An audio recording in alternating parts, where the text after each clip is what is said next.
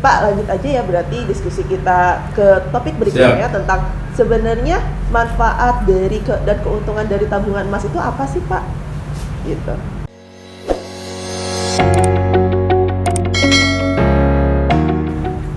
Oke. Keuntungan dari tabungan ini banyak ya sebetulnya, tapi bisa saya katakan bahwa lebih kita kepada manfaat secara umum tabungan investasi emas ya. Manfaat tabungan emas itu seperti investasi emas pada umumnya, simpanan emas kita itu tidak terkena inflasi ya, simpanan emas itu tidak terkena inflasi, kemudian harganya cenderung naik ya. Pengalaman kita dari tahun ke tahun harga emas naik. Nah, kemarin itu kan sedang heboh-hebohnya gitu kan, tahun lalu masih di angka 700-an ya kan, sekarang sudah sampai mau tembus 900 misalkan. Jadi angka itu cenderung naik. Kemudian juga tabungan emas ini sebetulnya, investasi emas itu melindungi daya beli ya, maka betul ya, ada yang mengatakan prinsip investasi emas itu bukan menambah kita kaya, karena kalau mau kaya itu bekerja dan berusaha. Tapi prinsip tabungan emas itu mempertahankan kita tetap kaya, karena nilai yang aset yang kita punya tidak hilang tergerus inflasi ataupun penurunan daya beli gitu. Kemudian apalagi gitu kan, mudah, mau nabungnya itu mudah, bisa diakses lewat pegadaian digital ataupun datang ke outlet. Kemudian juga beli emasnya hanya 0,01 gram atau 8 ribuan rupiah ya. Dulu awal-awal tabungan emas ini muncul, waktu itu harga emas masih di angka 480.000 tahun 2015. Maka waktu itu awal-awal muncul itu iklannya 5.000 bisa jadi emas ya, karena betul waktu itu 5 ribuan bisa jadi emas 0,01 gram ya. Kemudian murah ya, harga jual belinya kuantitatif karena ketika kita beli emas ini belum termasuk ongkos cetak. Jadi kita beli 0,01 nggak pakai ongkos cetak, beli 0,1 nggak pakai ongkos cetak, beli 1 gram nggak pakai ongkos cetak. Ketika nanti mau cetak menjadi berapa baru kita kena beban. Nah, kalau ada tabungan investasi emas yang lain yang emasnya kecil-kecil, itu beli retailnya aja sudah kena ongkos cetak. Jadi memang ada selisih beli yang dari setiap kepingnya itu nanti kita akan ada selisih yang cukup banyak. Kalau tabungan emas ini tidak ada selisihnya. Kalau selama belum dicetak, biaya ongkos cetaknya nggak ada. Ya, belum sempat dicetak dijual, udah nggak kena ongkos cetak, gitu kan. Kemudian aman, artinya memang tabungan ini terdaftar ya, karena ada di Pegadaian.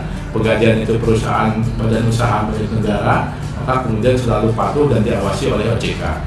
Ya, kita terdaftar di OJK, ada surat khususnya tentang bolehnya Pegadaian melaksanakan bisnis titipan emas. Ini bisnisnya titipan emas Pegadaian.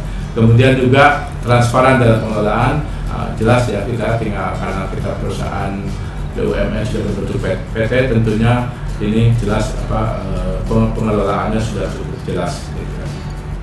Nih, kemudian apa manfaat keuntungannya? Saya ingin melihat mencontohkan ada satu contoh transaksi yang menarik ini. Saya jadikan contoh gitu kan. Ada seseorang yang melakukan rutin nabung emas ya, menggunakan sistem debit payroll ya.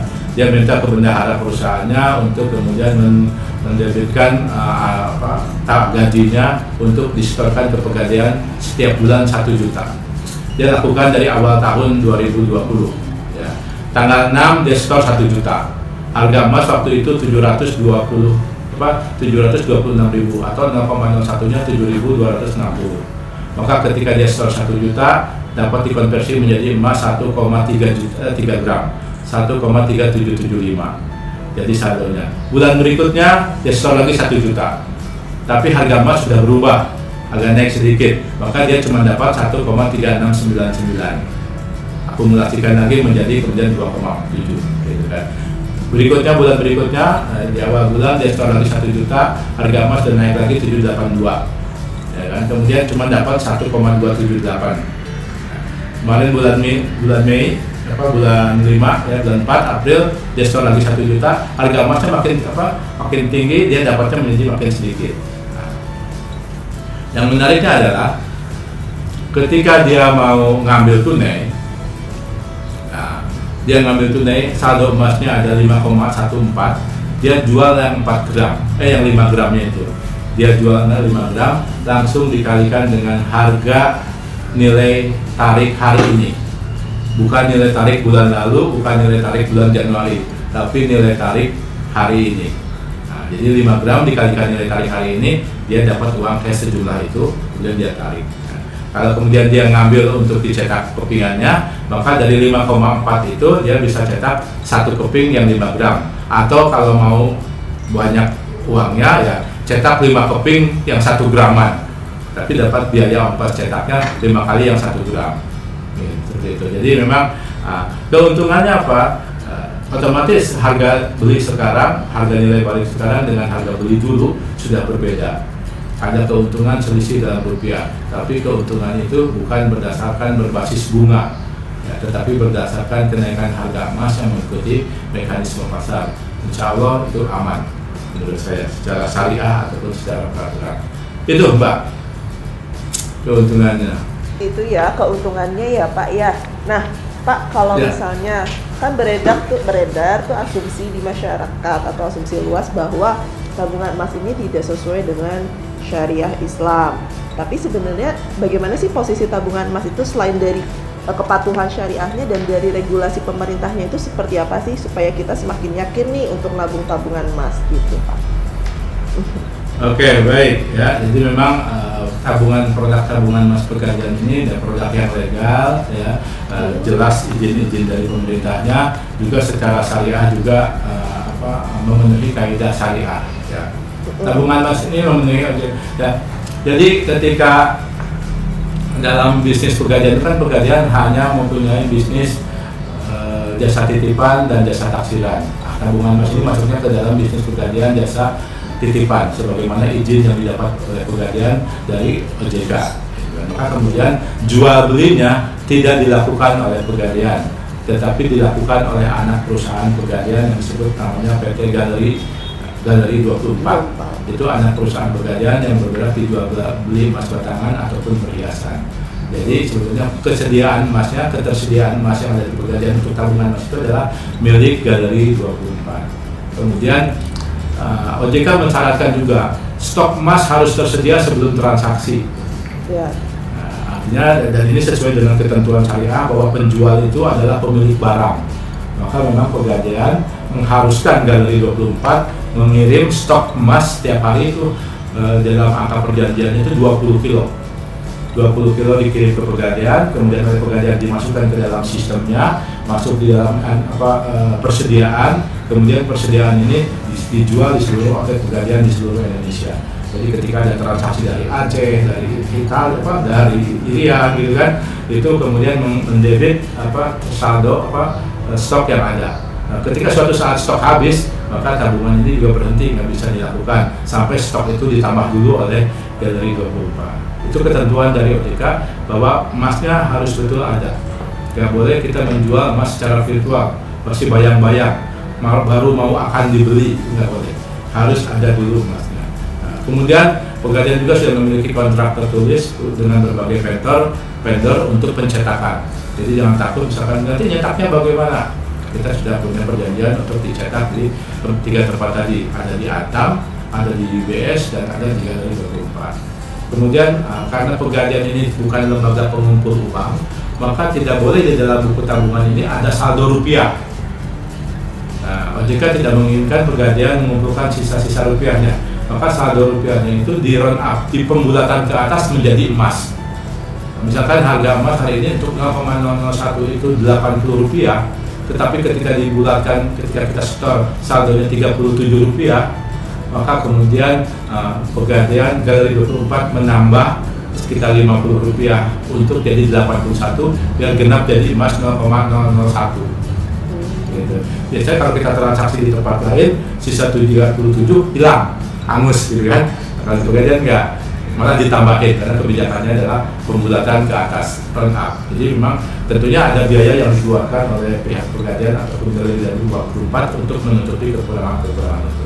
Kemudian tadi tidak boleh ada saldo rupiah, maka semua rupiah bisa langsung berubah menjadi emas. Maka kenapa kemudian perhitungannya sampai 4 angka di belakang koma, ya, 1,0000 sampai 4 angka. Kemudian yang berikutnya emasnya tersimpan dengan aman. Harus sudah ada emasnya, pegadaian juga menyimpannya dengan aman karena bisa ya, karena pegadaian mempunyai banyak kantor Pegadaian, dan hampir di semua kantor Pegadaian itu memiliki tempat penyimpanan emas. Nah, kemudian bagaimana kesesuaian syariahnya? Karena memang ini yang menjadi isu di luar. Ini jual beli emas ini syariah apa tidak? Gitu. Pegadaian tidak terlalu ambil pusing dengan diskusi di luar sana, tapi yang jelas memang ada fatwa Dewan Syariah Nasional, ya, fatwa nomor 77 tahun 2010 yang mengatakan tentang bolehnya jual beli emas. Jadi fatwanya itu berbunyi tentang jual beli secara tidak tunai, jual beli emas secara tidak tunai. Bunyinya jual beli emas secara tidak tunai melalui jual beli biasa atau jual beli murabahah, hukumnya boleh, mubah atau jaiz, selama emas tidak menjadi alat tukar yang resmi atau uang. Jadi memang dalam diskusi tentang haram tidaknya jual beli emas tidak tunai, tidak serah terima langsung dan lain sebagainya, itu menjadi rame gitu. Tapi yang menarik perhatian saya adalah ternyata dari diskusi itu, dua-duanya, baik itu yang pro ataupun yang kontra terhadap transaksi emas, itu menggunakan dalil hadis yang sama. Ya, dalil pokoknya itu sama, ya, tentang hadis Rasul yang dari Abu Daud, Muslim, Tirmidzi dan Nasa'i. Ini teksnya yang dari Muslim itu bunyinya begini: jual beli emas dengan emas, perak dengan perak, gandum dengan gandum, syair dengan syair, kurma dengan kurma, garam dengan garam, dengan syarat harus sama dan sejenis serta secara tunai. Jika jenisnya berbeda, jualah sekehendakmu jika dilakukan secara tunai. Jadi artinya di situ disebutkan, makanya ada yang tidak boleh dicicil karena di situ tadi secara tunai, gitu kan. Harus takdan dan biaya serah terima langsung juga disebutkan di situ bahwa secara tunai dilakukan di dalam pihak. Ternyata saya lihat kenapa ada perbedaan penafsiran dari sekelompok ulama yang ada di DSN MUI dengan beberapa ulama di luar yang tetap mengatakan itu. Ternyata bedanya saya lihat ada dua. Pertama, mengkiaskan uang zaman sekarang dengan emas. Jadi sekarang sudah kata ulama yang pro adalah bahwa uang sekarang tuh tidak bisa dikiaskan dengan uang emas karena memiliki sifat-sifat yang sangat berbeda. Kalau uang emas meskipun sudah rusak, bentuknya sudah nggak karuan, selama beratnya 20 karat misalkan, beratnya 20 gram, emasnya 24 karat, ya laku segitu. Tetapi kalau uang kertas, kalau sudah robek tercabik-cabik, itu sudah nggak ada nilainya, gitu kan. Jadi memang nggak bisa dikiaskan sama persis antara uang emas sama dengan uang kertas. Maka kemudian dalil itu nggak kena katanya, karena sekarang kita belinya emas dengan kertas, bukan emas dengan emas. Kalau emas dengan emas, maka kemudian boleh, betul, tidak boleh dicicil dan tidak boleh dengan penyerahan tunda. Tapi karena uang dengan kertas, emas dengan kertas, maka itu masuk kepada penghujung dalil tadi. Kemudian juga ada perbedaan pendapat, ya. Ketika pada zamannya dulu, ketika hadis itu keluar, ketika zaman Imam 4 mazhab, itu uang yang digunakan untuk transaksi di mana-mana di seluruh dunia menggunakan emas. Uangnya itu menggunakan emas. Maka ketika beli perhiasan dengan uang yang terbuat dari emas, jelas itu jatuh kepada emas dengan emas. Nah, sekarang tidak ada satu negara pun di dunia ini yang menggunakan emas sebagai mata uang. Semua uangnya kertas. Maka kemudian ketika membeli emas dengan kertas, itu tidak bisa disamakan dengan semangat dari hadis tadi. Makanya kemudian ketentuannya mengapa kemudian muncul fatwa dari dewan, bukan fatwa dari dewean. Ya, kalau dewan itu beberapa ulama, banyak ulama berkumpul, tapi dewean itu hanya satu ulama yang berpendapat seperti itu. Ternyata memang akarnya dari perbedaan persepsi tentang uang dan emas itu sendiri. Seperti itu, Pak. Ya, jadi bedanya di perspektifnya aja ya, Pak, melihat mengenai hadisnya seperti apa ya, Pak ya. Jadi sebenarnya tenang aja, tabungan emas itu sudah sesuai dengan fatwa MUI ya, Pak ya, dan sesuai dengan regulasi dari OJK-nya. Jadi buat mbak-mbak sekalian atau ibu-ibu dan bapak-bapak sekalian yang mau mulai tabungan emas, silahkan, karena kita sudah based on regulasi pemerintah dan fatwa MUI, jadi sudah terjamin.